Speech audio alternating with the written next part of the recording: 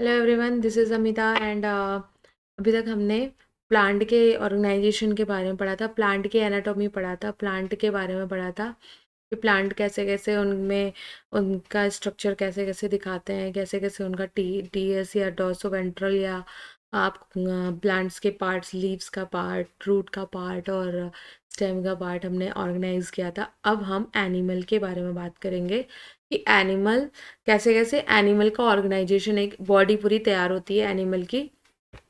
तो सबसे पहले हम एनिमल की बॉडी कैसे प्रिपेयर करते हैं उसके बारे में आपको मैं बताने जा रही हूँ। एनिमल बॉडी फर्स्टली क्या होता है, कंसिस्ट ऑफ पहले सेल, देन टिश्यू,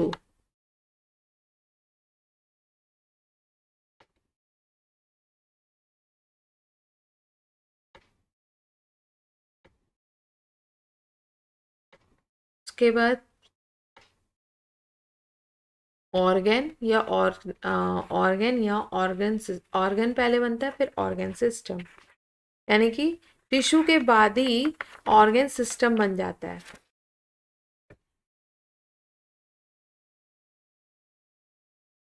टिश्यू के बाद ऑर्गन बनता है।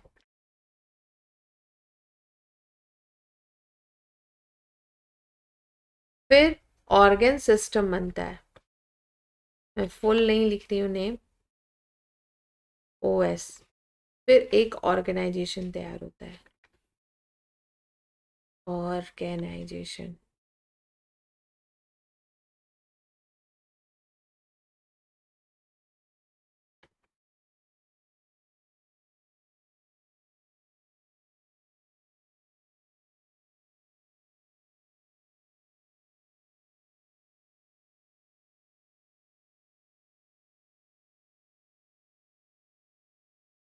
ऑर्गेनाइजेशन ये तो था स्ट्रक्चर आपको, आपका पूरे मतलब एनिमल की बॉडी का, कि पहले कुछ सेल्स होती हैं और न ग्रुप ऑफ सेल को हम टिश्यूज कहते हैं, फिर टिश्यूज कई तरह के मिलकर के ऑर्गन बनाते हैं, ऑर्गन के बाद ऑर्गन सिस्टम बनता है और एक पूरी बॉडी का ऑर्गेनाइजेशन तैयार होता है। ये तो पूरे सेल्स का ये तो पूरा स्ट्रक्चर था, ये पूरी प्रोसेस है कि कैसे कैसे एक बॉडी पूरी तैयार होती है। ये पूरी प्रोसेस के बारे में बात हो गई। अब हम अपने मेन टॉपिक पे चलते हैं, that is what is tissues. Tissue क्या है इनके बारे में देख लेते हैं।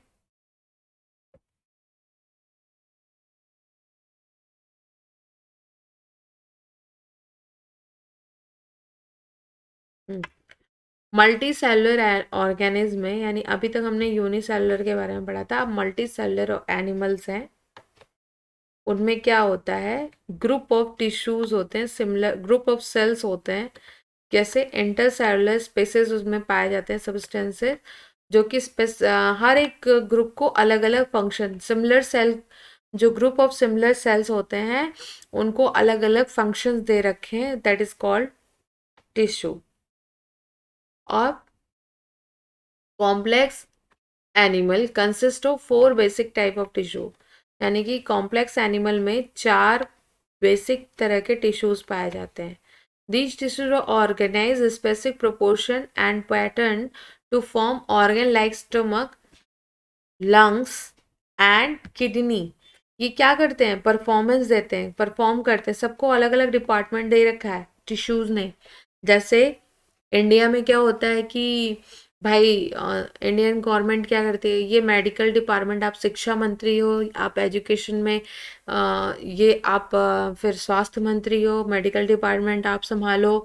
फिर सड़क के लिए अलग डिपार्टमेंट बन गया, हर चीज़ का अलग अलग डिपार्टमेंट बन गया, जिससे कि एक ऑर्गेनाइजेशन, इंडियन ऑर्गेनाइजेशन काम कर रही है। ओके, तो ऐसी एनिमल बॉडी है, टिश्यूज को हमने अलग अलग काम दे रखा है।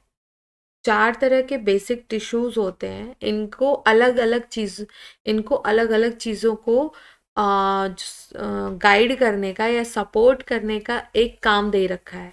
कौन कौन, जैसे कि अब ये ऑर्गन, आप स्टोमक देखेंगे, आप लंग देखेंगे, आप हार्ट देखेंगे, आप किडनी, इन सबको अलग अलग डिपार्टमेंट दे रखा है।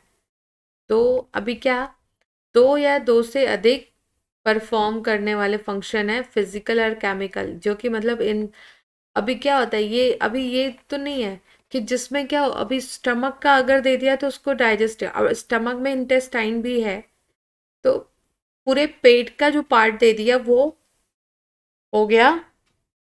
कोई अलग टिश्यू देख लेगा। रेस्पिरेटरी में हार्ट एंड लंग्स आ गए, वो रेस्पिरेटरी को अलग देख लेगा।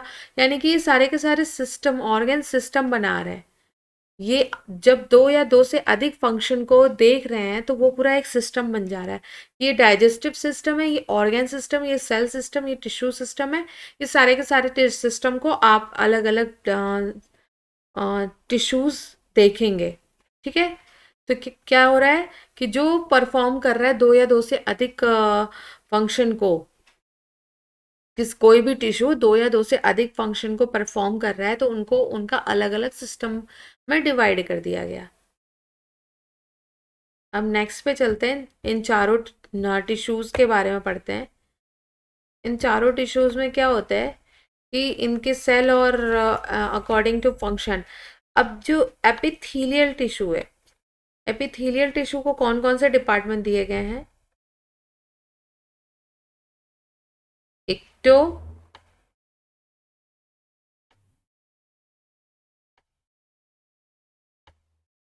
मीजो,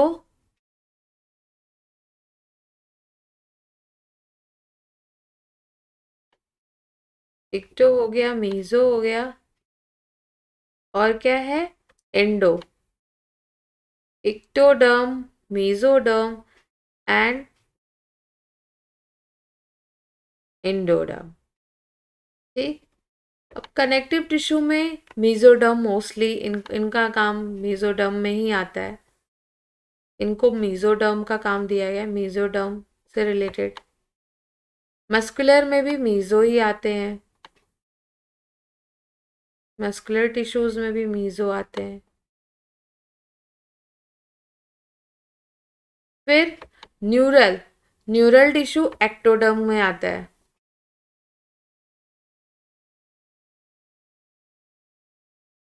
अब एक चीज तो देख के लग रहा है कि सबसे ज्यादा काम एपिथेलियल कर रही हैं।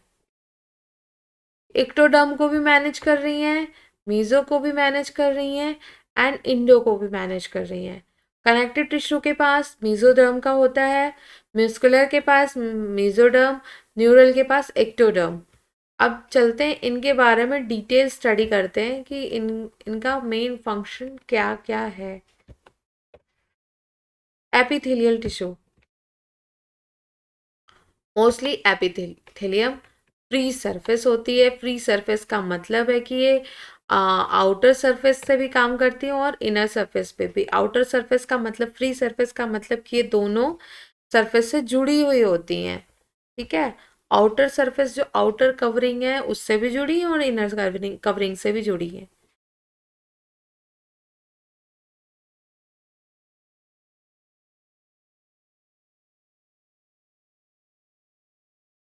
किससे पैक्ड होती? इंटरसेलुलर मैट्रिक्स के द्वारा ये पैक्ड होती हैं। दो तरह की होती हैं, simple epithelium and compound epithelium. अब इनके बारे में डिटेल स्टडी करते हैं। What is simple epithelium? Simple epithelium mostly कहाँ होती हैं? सिंगल लेयर्ड होती हैं। सिंपल एपिथेलियम क्या होते हैं? Mostly single layered of cell. And function क्या करती हैं? Duct and tube, body cavity, ducts and tube में मोस्टली इनके फंक्शंस होते हैं। एपिथेलियम जो होते हैं दो लेयर बन के मिलके बन कंसिस्ट ऑफ टू और मोर सेल लेयर, हैज प्रोटेक्टिव, यानी कि प्रोटेक्टिव यानी स्किन का, स्किन पे इनका काम होता है, प्रोटेक्शन प्रोवाइड करते हैं। It does in our skin, protection भी प्रोवाइड करते हैं और स्किन स्किन पे काम करते हैं। यानी ये तीन तरह के होते हैं। ठीक है। अब तीन तरह के होते हैं। क्यूबॉइडल का क्या क्या? क्यूबॉइडल, स्क्वैमस, क्यूबॉइडल और कॉलमनर। स्क्वैमस का क्या काम होता है? स्क्वैमस का मोस्टली जो काम होता है वो एक्सचेंज ऑफ गैसेस होता है। ये अगर आप ये थोड़े थोड़े पॉइंट्स को याद रखेंगे तो आपको इन्हें एक्सप्लेन करने में प्रॉब्लम नहीं होगी। Exchange of gases.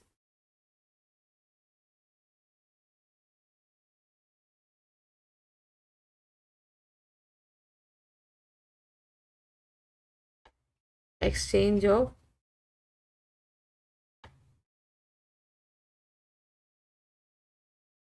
गैसेस। और इन दोनों का काम क्या होता है? Secretion and absorption.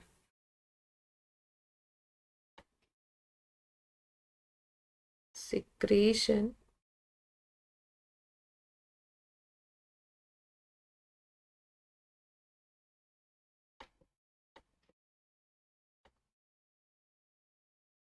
And absorption.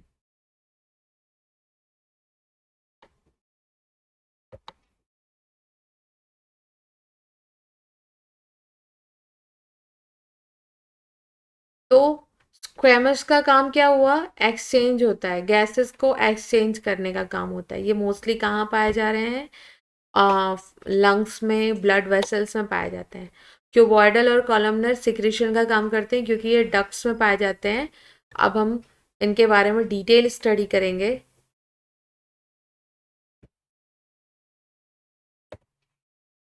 आप पहले इनके स्ट्रक्चर को एक बार रीड कर लो। ये देखो, ये इरेगुलर है। इरेगुलर का मतलब क्या हुआ? एक स्क्वेमस जो होते हैं इरेगुलर शेप, यहाँ पे आपको दिख रहा होगा कि इनका जो शेप है कहीं उबड़ खाबड़ है, कहीं ऊंचा कभी नीचा, ऐसा दिख रहा है। तो ये इरेगुलर होते हैं और फ्लैटेंड बॉडी होती है इनकी। इरेगुलर एंड फ्लैटेंड, कहीं बराबर नहीं है इनका। इनका जो बॉडी स्ट्रक्चर है वो देखो आप, ये ऐसे ऐसे ऐसे तिरछे गया है, मतलब इरेगुलर है। और इनका क्या है? ये क्यूब लाइक स्ट्रक्चर होते हैं, क्यूबॉइडल होते हैं। मोस्टली क्या होते हैं? क्यूब लाइक स्ट्रक्चर बनाते हैं। रेगुलर है इनकी बॉडी। आप ऐसे इधर का भी देख सकते हो और इधर का भी देख सकते हो। इनकी बॉडी में जो क्यूब्स हैं वो रेगुलर हैं। तो ये क्यूबॉइडल होते हैं, क्यूब लाइक स्ट्रक्चर होता है। ये क्या है? ये इलोंगेटेड होते हैं, अलग अलग कॉलम्स में डिवाइड होते हैं। ये कॉलम है, अलग अलग कॉलम्स में डिवाइड है। और इन्हीं क्यूब में या कॉलमनर में, क्यूबॉइडल या कॉलमनर में अगर सीलिया प्रेजेंट हो गई, जैसे इनके सरफेस पे ये सीलिया प्रेजेंट हो गई, तो इन्हें कहेंगे सीलिएटेड क्यूबॉइडल या ciliated columnar tissues.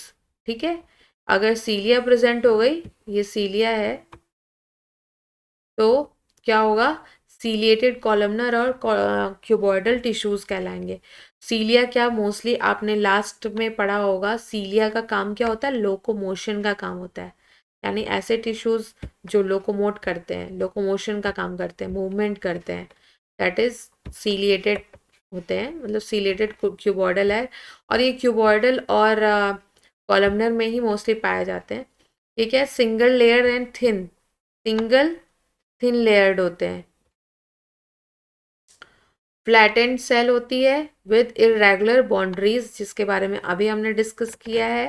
They are found blood vessel. अब देखो यहाँ पे ब्लड वेसल और एयर सैक ऑफ लंग्स में पाया जा रहा है।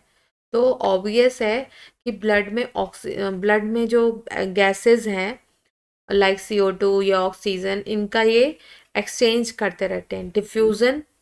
और इनका जो मेन फंक्शन है, परफॉर्मिंग अ डिफ्यूजन बाउंड्री। तो क्या हुआ? मैंने आपसे बताया था लास्ट में कि ये एक्सचेंज ऑफ गैसेस करते हैं। क्यों? क्योंकि ये लंग्स एंड ब्लड वेसल्स में प्रेजेंट होते हैं, दैट्स वाई ये गैसेस के एक्सचेंज में इनका मेन रोल होता है। क्यूबॉइडल एपिथेलियम क्या होते हैं? सिंगल लेयर्ड होते हैं। क्यूब लाइक स्ट्रक्चर होती है, सिंगल लेयर्ड होते हैं। commonly found in ducts of gland and tubular parts of nephron। ये मोस्टली किडनी के नेफ्रॉन में पाए जाते हैं। The main function secretion and absorption होता है इनका, सिक्रीशन एंड एब्जॉर्प्शन। और द एपिथेलियम, ये बहुत ही इंपॉर्टेंट है गाइस। ये एग्जामिनेशन के पॉइंट ऑफ व्यू से बहुत इंपॉर्टेंट है, क्योंकि ये पूछा जाता है कि epithelium of proximal convoluted tubule, यानी कि नेफ्रॉन, किडनी के नेफ्रॉन में कौन सी एपिथेलियम पाई जाती है? That is proximal convoluted tubule यानी पीसीटी, या what is the full form of PCT, which is situated या located in the kidney, that is proximal convoluted tubule. ठीक है, ये इंपॉर्टेंट है, और इनके पास माइक्रोविलाई होती है। अब कॉलमनर के बारे में देखते हैं डिटेल में। Columnar composed of a single layer tall, वो क्यूब लाइक थे, ये टॉल है, लंबे हैं, slender cells, nuclei are located at the base, free surface यानी ये फ्री सरफेस, इनके पास फ्री सरफेस माइक्रोविलाई होती है। They are found lining stomach और इंटेस्टाइन यानी इनको डाइजेस्टिव का काम दिया गया है। Secretion and absorption, digestive system में आते हैं सिक्रीशन एंड एब्जॉर्प्शन। अब अगर इन दोनों में से किसी के भी पास सीलिया प्रेजेंट हो गई, that is ciliated epithelium, their function is to move particle और mucus in the specific direction over the epithelium. अब क्या है, इनका जो मेन फंक्शन है मूव करना, म्यूकस और पार्टिकल को मूव कराना, कहाँ पे, हैलो ऑर्गन लाइक ब्रैंक्यूल्स और फैलोपियन ट्यूब में, यानी कि जो इनर सरफेस है ब्रैंक्यूल या फैलोपियन ट्यूब की, उसे म्यूकस एंड पार्टिकल्स को मूव कराने का काम सीलिएटेड एपिथेलियम कहते हैं, क्योंकि इनके पास सीलिया होता है, दैट्स वाई ये लोकोमोटरी होते हैं यानी लोकोमोशन करते हैं।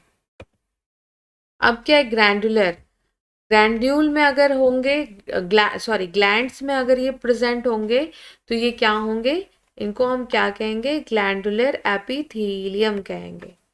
अगर कॉलमनर या क्यूबॉइडल, ये दोनों का सिक्रीशन कोई स्पेशलाइज्ड जगह पे हो रहा है, उस जगह को हम क्या कहेंगे, ग्लैंडुलर एपिथेलियम कहेंगे। ग्लैंडुलर एपिथेलियम क्या होते हैं, मोस्टली यूनिसेलुलर और मल्टीसेलुलर, दो पार्ट्स में, दो टाइप के होते हैं। यूनिसेलुलर अगर हुआ, consisting of isolated glandular cell, goblet cell, okay, of alimentary canal, alimentary canal के goblet cell में पाया जाता है। और multicellular consisting of a cluster of cell, salivary gland, बहुत इम्पॉर्टेंट चीज़ है, ये इम्पॉर्टेंट टॉपिक है, इसको आप कहीं भी नोट कर लो या IMP जरूर मार्क कर लेना, बोथ आर इम्पॉर्टेंट, क्योंकि ये क्वेश्चन आ चुका है और हम आने के फुल चांसेस भी हैं कि मल्टीसेलुलर यूनिसेलुलर ग्रैंड्यूल्स कौन से होते हैं, उनको मतलब ये कहाँ पाए जाते हैं, तो मल्टीसेलुलर कहाँ पे होते हैं, तो यूनिसेलुलर कहाँ पे पाए जाते हैं, गॉबलेट सेल में पाए जाते हैं। गॉबलेट सेल कहाँ पाई जाती है, एलिमेंट्री कैनाल में पाई जाती है। और मल्टीसेलुलर कहाँ पाए जाते हैं, सैलिवरी ग्लैंड में पाए जाते हैं। बहुत ही इंपॉर्टेंट है, मल्टीसेलुलर कहाँ पाए जाते हैं, सैलिवरी ग्लैंड, और यूनिसेलुलर कहाँ पाए जाते हैं, गॉबलेट सेल। ये बहुत ज़्यादा इंपॉर्टेंट है, ये ग्लैंडुलर एपिथेलियम के एग्जाम्पल हैं या टाइप्स हैं।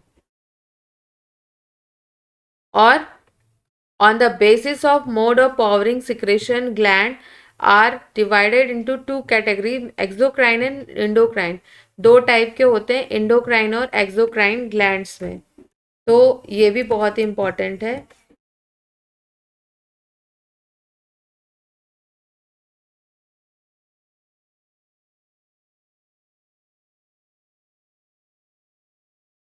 ये भी बहुत इंपॉर्टेंट है। तो क्या क्या कि एक्सोक्राइन ग्लैंड होती है और एंडोक्राइन ग्लैंड होती है, दो तरह की ग्लैंड्स भी पाई जा रही हैं।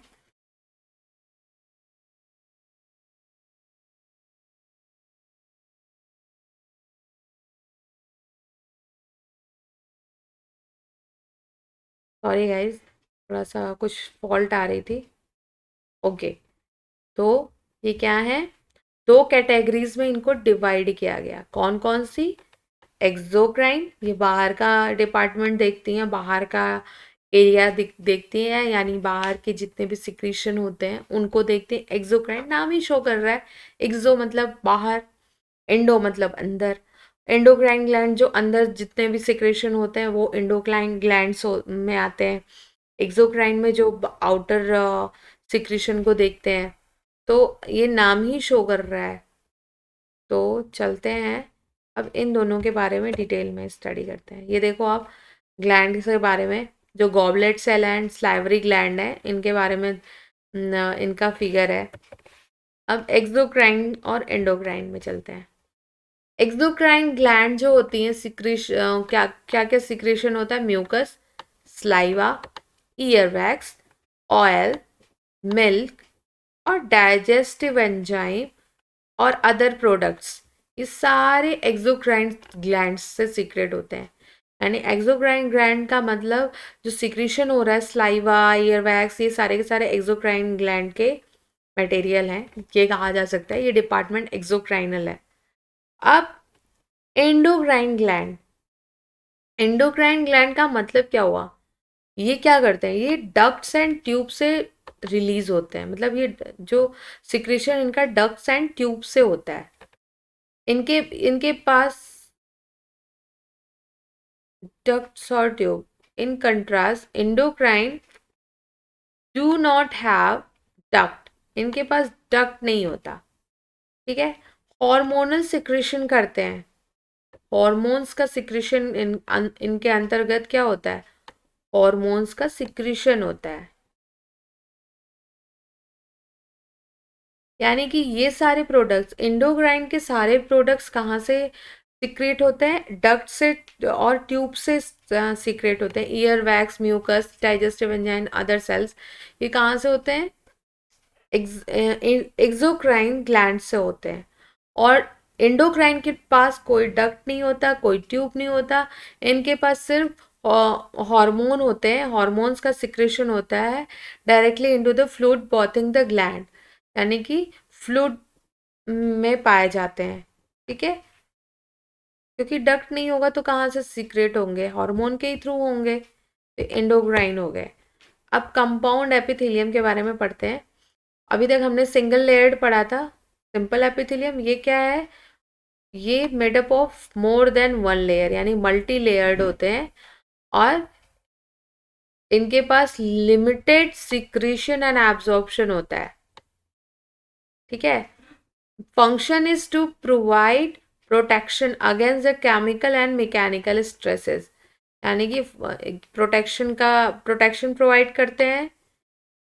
फिर they cover the dry surface of skin, रूखी सूखी सरफेस स्किन की, मॉइस्ट सरफेस, और बकल कैविटी जो कि मुंह में पाई जाती है, buccal cavity, पैरिंग्स, inner lining of duct of salivary gland, और क्या है?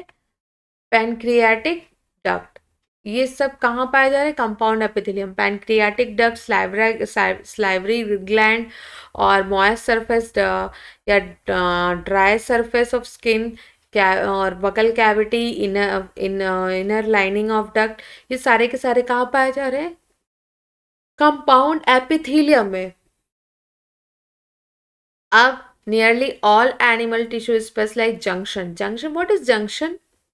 जंक्शन मतलब आपने अक्सर सुना होगा कि रेलवे स्टेशन पे जंक्शन का नाम आता है ना? Junction, this junction, this junction. Junction का मतलब होता है कि जोड़ना या कनेक्टिव लिंक। तो यहाँ पे क्या है? स्ट्रक्चरल एंड फंक्शनल लिंक को कनेक्ट करते हैं, वो क्या होते हैं? जंक्शंस होते हैं। अभी डिफरेंट काइंड ऑफ जंक्शन क्या क्या काम करते हैं उनके बारे में हम डिटेल स्टडी करते हैं। यहाँ पे 3 टाइप्स के होते हैं: tight junction, adhering junction and gap junction.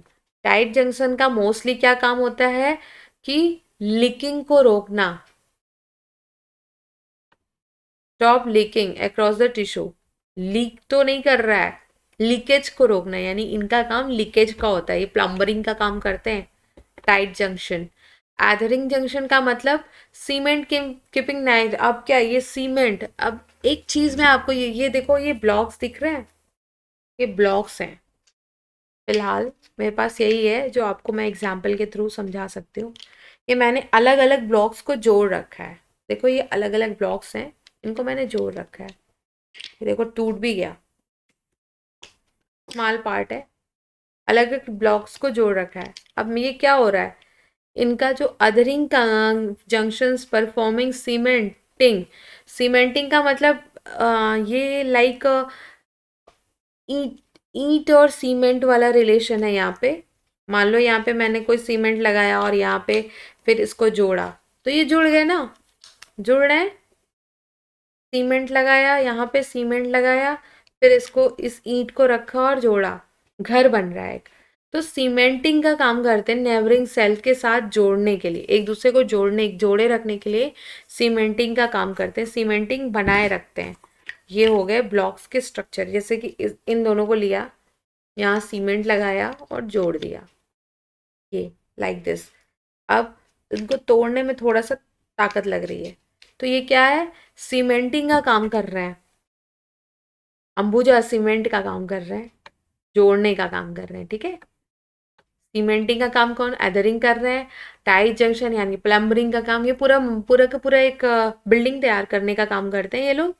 क्या है, टाइट जंक्शन प्लम्बरिंग का डिपार्टमेंट देख रहे हैं, अदरिंग जंक्शन क्या करते हैं, सीमेंटिंग का देखते हैं। और gap junction facilitate the cell communicate with each other, connecting by cytoplasm and adjoining cell for rapid transfer of ion, small molecule and sometime big molecule। यानी ये क्या कर रहे हैं, ये थोड़ा बड़ा काम कर रहे हैं कि कनेक्टिंग का काम कर रहे हैं, एक दूसरे को कनेक्ट कैसे किया जाए, कम्युनिकेशन करते हैं। क्योंकि एक तरीके से ये दो देश हैं जो आपस में लड़ाई कर रहे हैं, तो उनको कैसे हम बीच में समझौता कराएं, कैसे, through cytoplasm of adjoining cells. या दो पड़ोसी हैं, देश तो बहुत ज़्यादा दूर चला गया, दो पड़ोसी हैं जो पहले बहुत ज़्यादा एक दूसरे से अटैच थे, फिर अचानक डिटैच्ड हो गए, तो फिर उनको उनकी उन जो वीक पॉइंट है उसको पकड़े हुए हैं, और गैप जंक्शन, कि इनको किस तरीके से हमको एक करना है। तो वो क्या है, rapid transfer of ion, ion का ट्रांसफर करते हैं, और स्मॉल मॉलिक्यूल और some time big molecule. In big molecule, small molecule और आयंस का ट्रांसफर करके ये एक दूसरे के साथ कम्युनिकेशन प्रोवाइड करते हैं। हेलो चार्ली चार्ली टाइप के ये हैं, कि कहीं अगर अटैक करना हो, यानी कि हम एक है इंडियन अटैक कर रहे हैं किसी दूसरे देश पे, तो कैसे करेंगे, तो वो उनको गाइड करने का काम, या उनके साथ कम्युनिकेशन कैसे हम बिठा सकें, कैसे उनके साथ कम्युनिकेट करके और उनको गाइड करें कि हाँ हमें, हमारा प्लान ये है, तो हमें ये स्ट्राइक करना, वो स्ट्राइक करना एंड ऑल। तो ये क्या करते हैं, रैपिड ट्रांसफर करते हैं आयन का, स्मॉल मॉलिक्यूल्स का और बिग मॉलिक्यूल्स का। कौन, गैप जंक्शन। तो ये हो गया, पूरा बिल्डिंग तैयार हो गई। टाइट जंक्शन क्या कर रहे हैं, लीकेज का काम देख रहे हैं, यानी प्लम्बरिंग का काम कर रहे हैं। आयरन जंक्शन क्या कर रहे हैं, सीमेंटिंग का काम कर रहे हैं, कि ठीक है बॉडी को कैसे भी मजबूत करना है, ठीक। अब गैप जंक्शन यानी कि आउटर सरफेस तो तैयार हो गई, इनर सरफेस का क्या करोगे, तो इनर सरफेस में ये क्या कर रहे हैं, सेल्स को, मतलब साइटोप्लाज्म को कनेक्ट कर रहे हैं, उसके बाद उनमें ट्रांसफर कर रहे हैं आयंस का, स्मॉल मॉलिक्यूल्स का और बिग मॉलिक्यूल्स का। ओके, तो ये तो हो गए डिफरेंट काइंड्स ऑफ जंक्शंस के बारे में।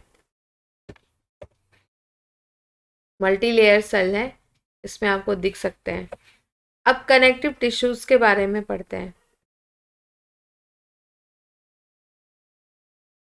Connective most abundant and widely distributed in the body, in complex body of complex animal. क्या होते हैं, ये मोस्टली जो होते हैं बहुत ज़्यादा फैले हुए हैं, मतलब बहुत ज़्यादा, ये पूरे बॉडी में कॉम्प्लेक्स तरीके से फैले हुए हैं।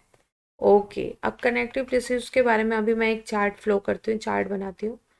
Connective tissue because of their special function of linking, इनका काम का क्या होता है, लिंक करना होता है, एंड सपोर्टिंग। कनेक्टिव टिश्यू का मेन काम क्या है, लिंक कर और सपोर्टिंग अदर टिश्यू या लिंक प्रोवाइड करना होता है बॉडी के दूसरे ऑर्गन या टिश्यू के साथ। They range from the soft connective tissues to specialized type which include cartilage, bone, adipose and blood। ठीक है, ये क्या होते हैं, सॉफ्ट स्पेशलाइज टाइप जो होते हैं, इनके पास चार टाइप हैं, कार्टिलेज, ब्लड, बोन, एडिपोज, ये चार हैं। तो अभी एडिपोज टिश्यू या लूज, अभी मैं एक चार्ट फ्लो करूंगी। In connective tissue except blood and cell secrete fibre of structural protein called collagen और इलास्टिन। क्या है, कनेक्टिव टिश्यू क्या करते हैं, एक्सेप्ट ब्लड, ब्लड को छोड़ करके जितने भी है ना, यानी कार्टिलेज, एडिपोज और बोन, इन सब में एक कोलेजन पाया जाता है, protein, structural protein like protein होते हैं जिनको हम कोलेजन कहते हैं या इलास्टिन कहते हैं।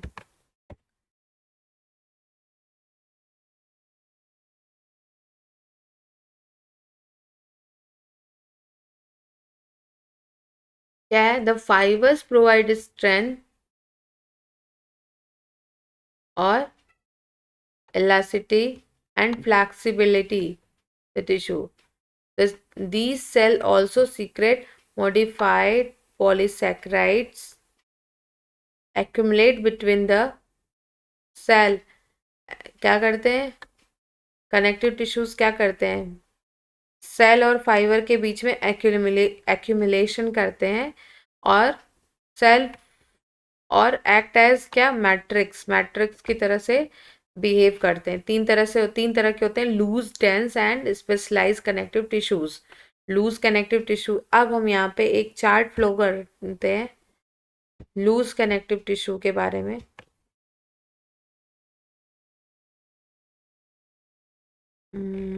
कहाँ करूँ, चलो यहाँ पे मैं करती हूँ एक चार्ट। जैसे लूज कनेक्टिव टिश्यू है, ठीक है, तो लूज लूज कनेक्टिव टिश्यू कहाँ पाए जाते हैं, नेक्स्ट पार्ट, यानी अभी ये एरियोलर है। लूज कनेक्टिव टिश्यू में क्या होते हैं, एरियोलर और एडिपोज। एडिपोज क्या होते हैं, एडिपोज, एरियोलर,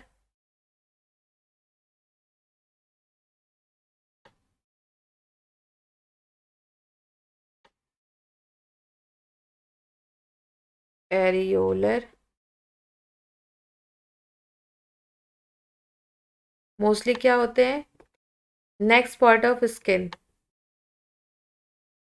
ये आप कहीं टेबल बना लेना, बहुत ही काम का है, तो आपको पॉइंट्स, एनसीईआरटी के पॉइंट्स समझने में आसानी होंगे। नेक्स्ट पार्ट,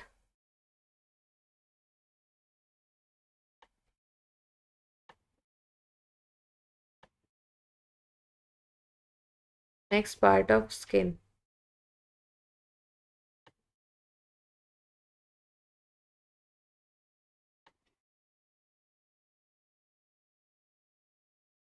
ओके, एडिपोज आते हैं,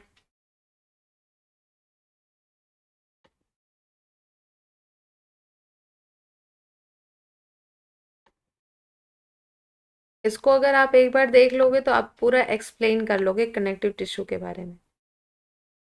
एडिपोज, एडिपोज का काम क्या है, फैट स्टोर करना, स्टोरेज ऑफ फैट या फैट स्टोर करना।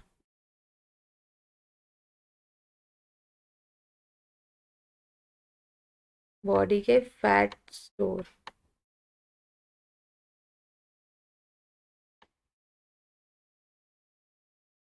एडिपोज का काम है फैट का स्टोरिंग करना। ब्लड, ब्लड में क्या क्या आते हैं, डब्ल्यूबीसी होते हैं, आरबीसी होते हैं और प्लाज्मा होते हैं। फिर आती है बात ब्लड की।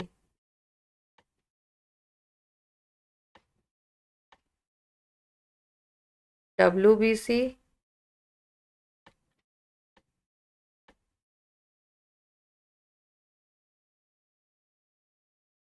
RBC,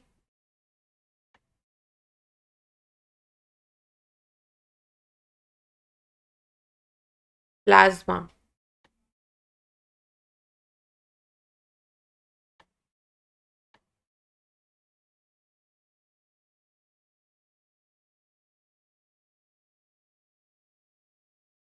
ये हो गए ब्लड का।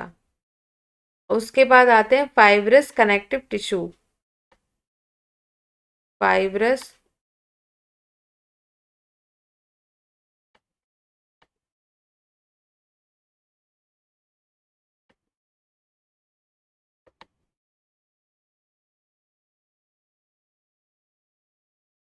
फाइब्रस में क्या होते हैं? लीगामेंट फॉर्मेशन या लीगामेंट फॉर्मिंग सब्सटेंसेस होते हैं। लीगामेंट फॉर्मिंग का काम होता है। लीगामेंट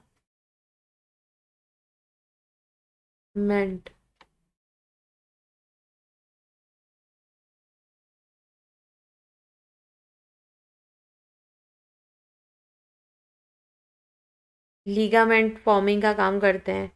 कार्टिलेज कार्टिलेज आते हैं।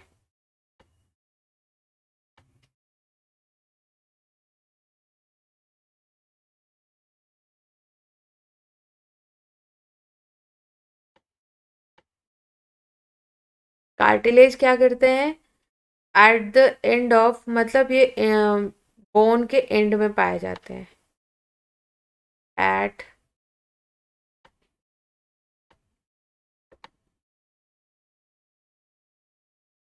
एंड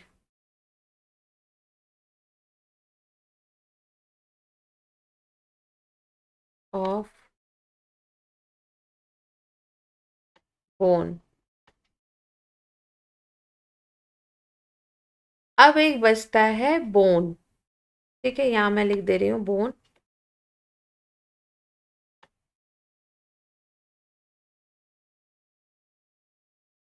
बोन कहाँ पे है? कनेक्ट, ये कार्टिलेज को कनेक्ट करने का काम करते हैं। Connect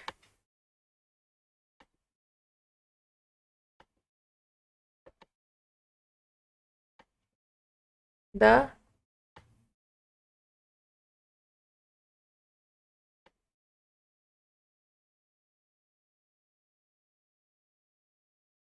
cartilage.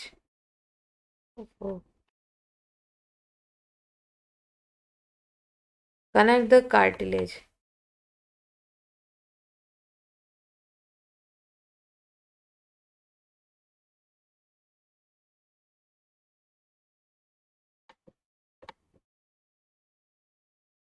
क्या क्या है?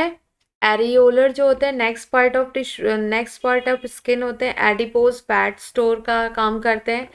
एडिपोज जो होते हैं वो फैट स्टोरिंग का काम। ब्लड, ब्लड में क्या क्या आते हैं? ब्लड कनेक्टिव टिश्यू में WBC, RBC एंड प्लाज्मा आते हैं। फिर फाइब्रस में क्या आते हैं?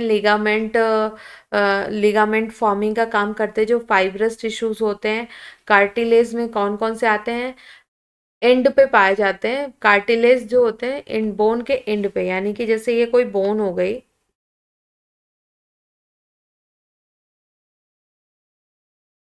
तो इसके यहाँ पे एंड पे पाए जाएंगे, जिससे कि ये नेक्स्ट बोन को आपस में जोड़े रहते हैं। ये मैं घुटने की बोन को बनाने की कोशिश कर रही हूँ, नी, लेकिन ये बन गया coffee like structure, cone like structure. तो यहाँ पे क्या होता है? ये कार्टिलेज यहाँ पे पाया जाता है।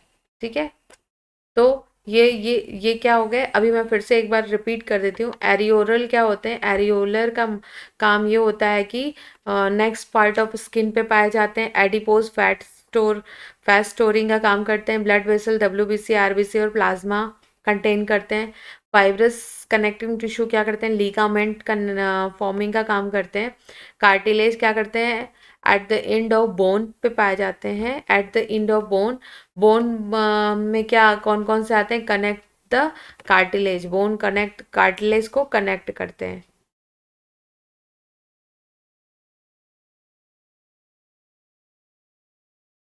अब लूज कनेक्टिव टिश्यू को देखते हैं। Loose connective tissue has cell and fiber loosely arranged होते हैं। सेमी फ्लूइड ग्राउंड सब्सटेंसेस होते हैं, सेमी फ्लूइड ग्राउंड सब्सटेंसेस होते हैं। सेमी फ्लूइड का मतलब क्या होता है कि सॉलिड और फ्लूइड मटेरियल दोनों का डिस्ट्रीब्यूशन जो होता है वो सेम होता है, सेम मात्रा में। कोई भी डिफरेंस मतलब ये नहीं होगा कि सॉलिड अगर ज़्यादा है या फ्लूइड कम है। अगर सॉलिड जितना है उतना ही फ्लूइड भी होगा।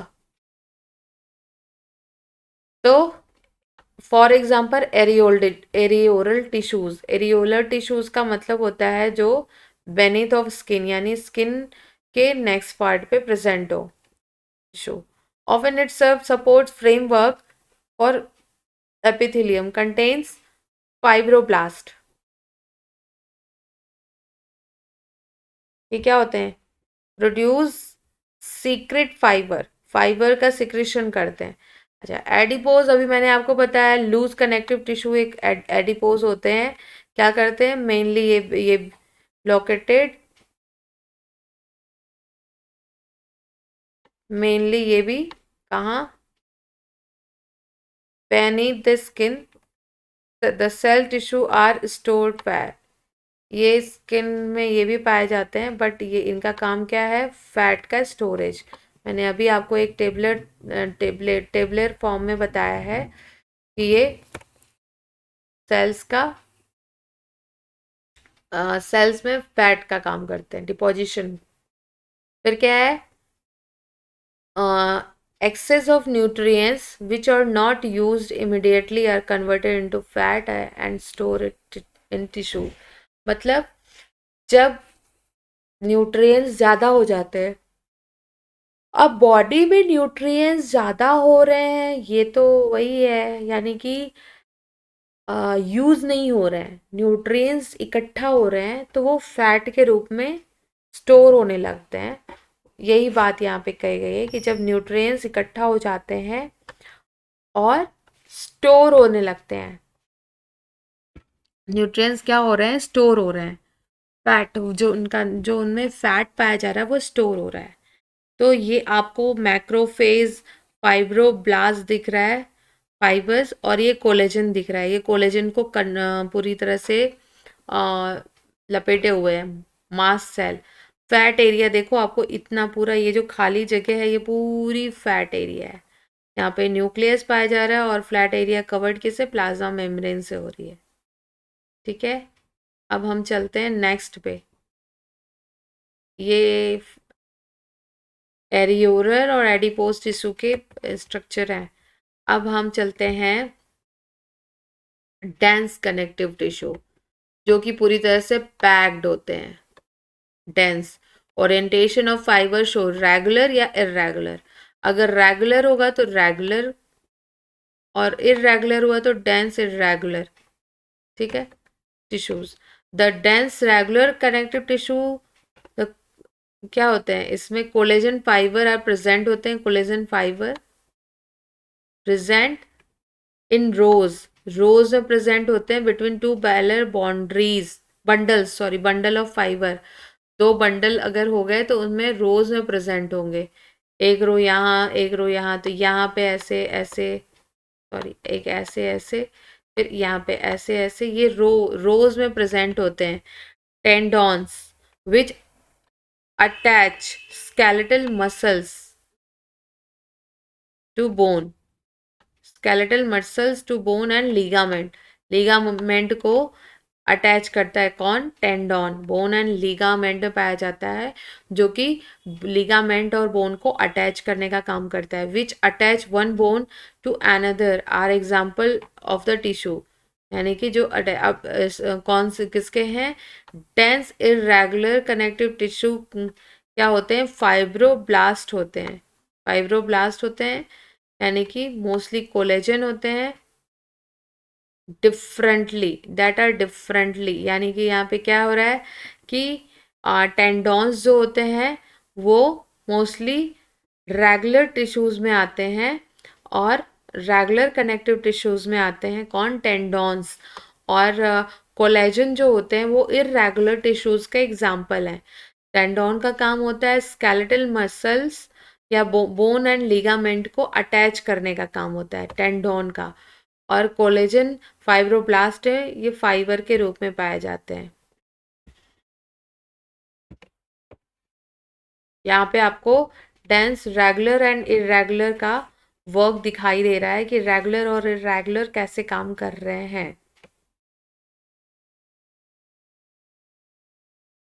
ये देखो आपको, ये रेगुलर है, यहाँ पे एक साथ दो तीन, फिर यहाँ पे दो, मतलब एक कहीं भी आपको सिंगल सिंगल लेयर नहीं दिख रहे हैं। और कोलेजन फाइबर ये है, और इनमें जो कोलेजन फाइबर है वो ये है। ठीक है, इरेगुलर मैनर में, कहीं यहाँ पे कहीं यहाँ पे, कहीं कहीं फिर पूरी जगह खाली है, तो ये इरेगुलर मैनर में प्रेजेंट होते हैं।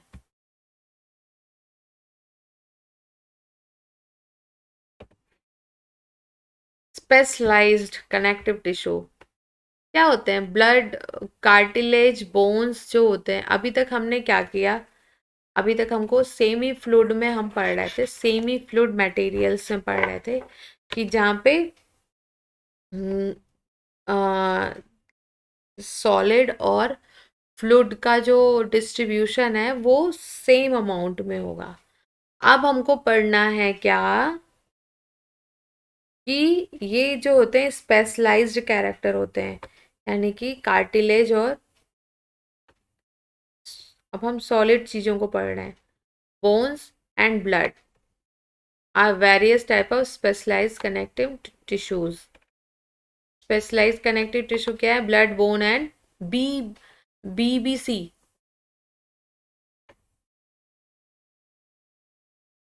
अगर स्पेशलाइज्ड कनेक्टिव टिश्यू का शॉर्टकट आपको याद करना है तो that is BBC, blood, bone and cartilage. ये क्या है? बीबीसी है, बीबीसी लंदन। तो स्पेशलाइज्ड टिश्यूज होते हैं।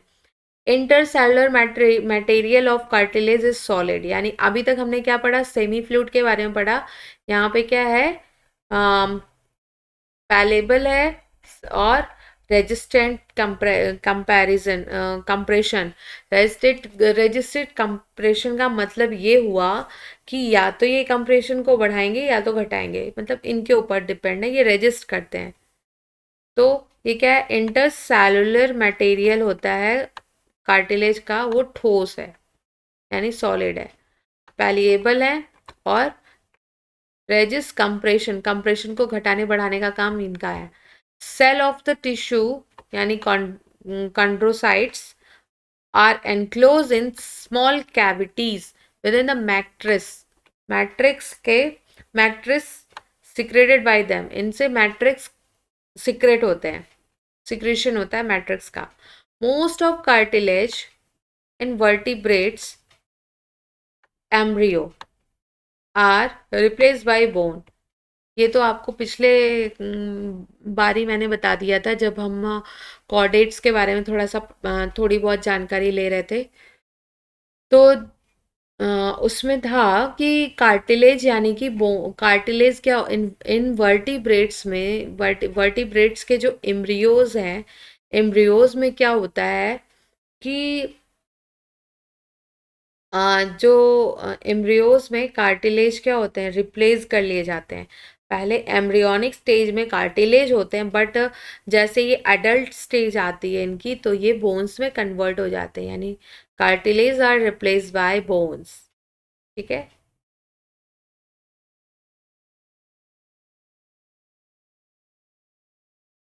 कहाँ कहाँ पाई जाती है cartilage present? Tip of nose, outer ear joints,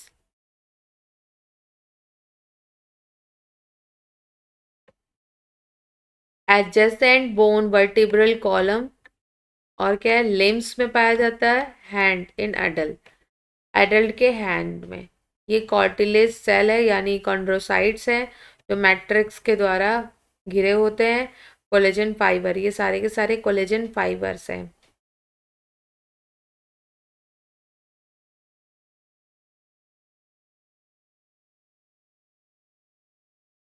अब बोन्स के बारे में पढ़ेंगे। Bones have hard non pliable ground substances rich in calcium. इनके पास कैल्शियम बहुत ज़्यादा होता है, कैल्शियम सॉल्ट। बोन क्या होते हैं? हार्ड होते हैं, नॉन पैलेबल होते हैं, और कैल्शियम सॉल्ट इनके पास बहुत ज़्यादा होता है। और कोलेजन फाइबर, जिसकी वजह से शक्ति देते हैं, हमें शक्तिमान बनाते हैं। कौन? बोन्स, हड्डियाँ। हड्डियाँ मजबूत होती हैं तो हम शक्तिमान बनते हैं। बचपन से ही सुना आया है, वही आपको बता रही हूँ। कैल्शियम ज़्यादा होता है या कैल्शियम सॉल्ट की जिसमें प्रेजेंस होती है, कोलेजन फाइबर्स अच्छे से होंगे, तो वो ऑब्वियस है कि बोन की स्ट्रेंथ जो होती है वो बढ़ जाती है। फिर क्या है? It is the main tissue that provide a structural frame. Body को एक फ्रेम में बांधते हैं, यानी बॉडी को एक फ्रेम देते हैं। सही बात है, हड्डियों का ढांचा ही तो है शरीर।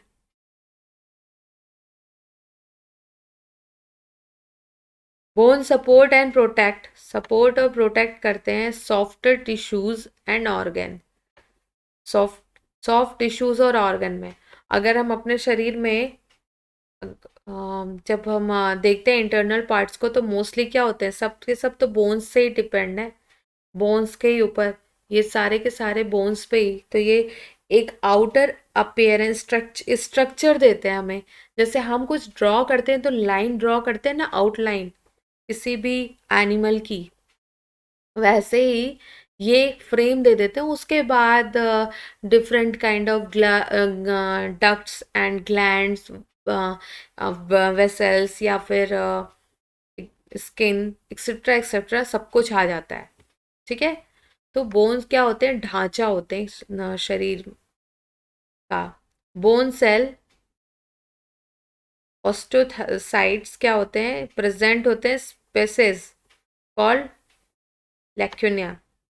लैक्यूने में क्या होते हैं? ये प्रेजेंट होते हैं, यानी कि ये बोन्स जो होते हैं सेल्स। लिम्ब बोन,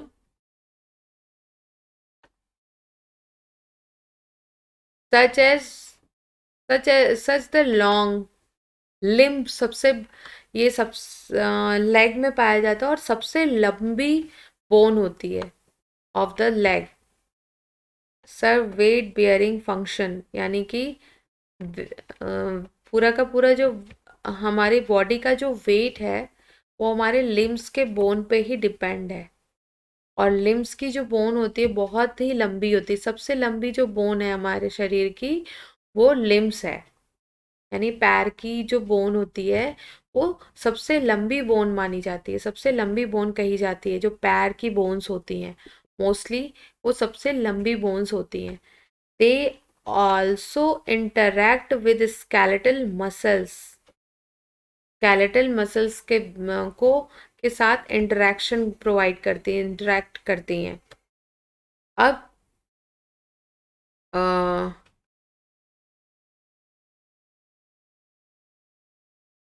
और अटैच किससे होती हैं? अटैच होती हैं स्केलेटल मसल्स के थ्रू। और क्या करते हैं? ये मूवमेंट का काम करते हैं, मूवमेंट, बॉडी को मूव कराने का काम करते हैं। कौन? लिगामेंट, लिम्स बोन जो होते हैं, यानी पैर की जो हड्डी होती है, वो मोस्टली उनका काम क्या है? मूवमेंट, मूवमेंट का काम वो करते हैं। तो जो मोस्टली क्या होते हैं, बोन्स जो होते हैं लिम्स के जो, वो मोस्टली मूवमेंट का काम करते हैं। The bone marrow in some bones is the site of production of blood cells. यानी कि बोन मैरो क्या करते हैं? बोन सेल्स, ब्लड सेल्स का प्रोडक्शन करते हैं, ब्लड सेल्स बनाते हैं। कैसे? बोन मैरो से क्या होता है? किसी किसी बोन से, किसी बोन के, बोन मैरो से वो प्रोडक्शन होता है सेल्स का, ब्लड सेल का। तो ये तो स्ट्रक्चर थी बोन की। कॉम्पैक्ट बोन टिश्यू क्या होते हैं? ये कॉम्पैक्ट बोन है, यानी कि ये पूरी तरह से कॉम्पैक्ट है। देखो आप, अलग अलग पैचेस में डिवाइड है। और बोन सेल, ये सेंटर में बोन सेल है यहाँ पे, ये ये बोन सेल है। तो ये तो थी स्ट्रक्चर ऑफ बोन्स।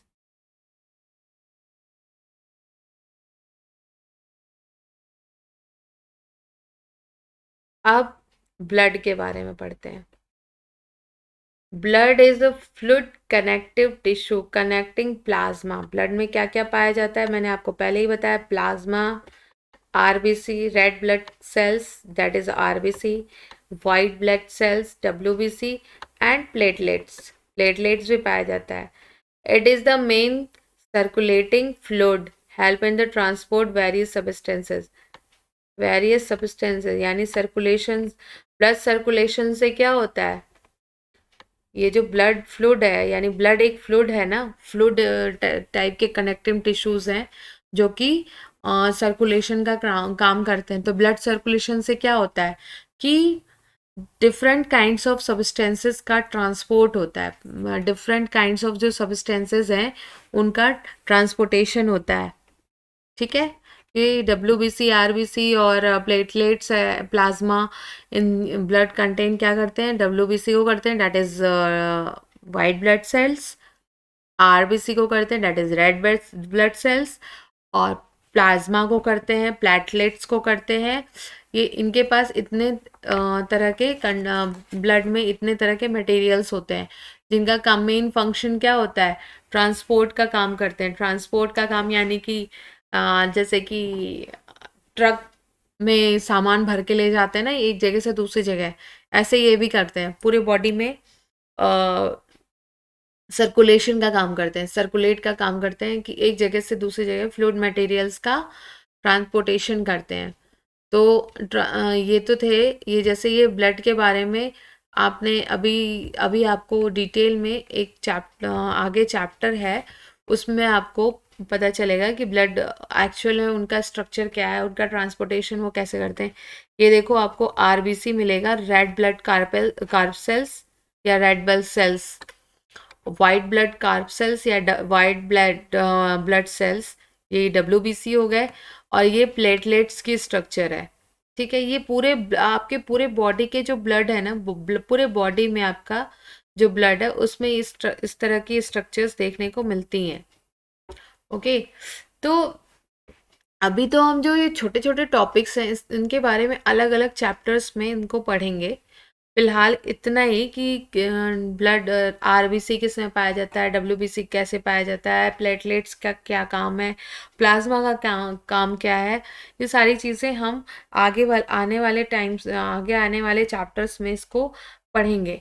बट यहाँ पे इनका इतना ही काम है कि इनके बारे में थोड़ा थोड़ा आप जान लो कि ब्लड फ्लूइड कनेक्टिव टिश्यू जो होते हैं वो प्लाज्मा कंटेन करते हैं, रेड ब्लड सेल कंटेन करते हैं, डब्ल्यूबीसी कंटेन करते हैं और प्लेटलेट्स कंटेन करते हैं।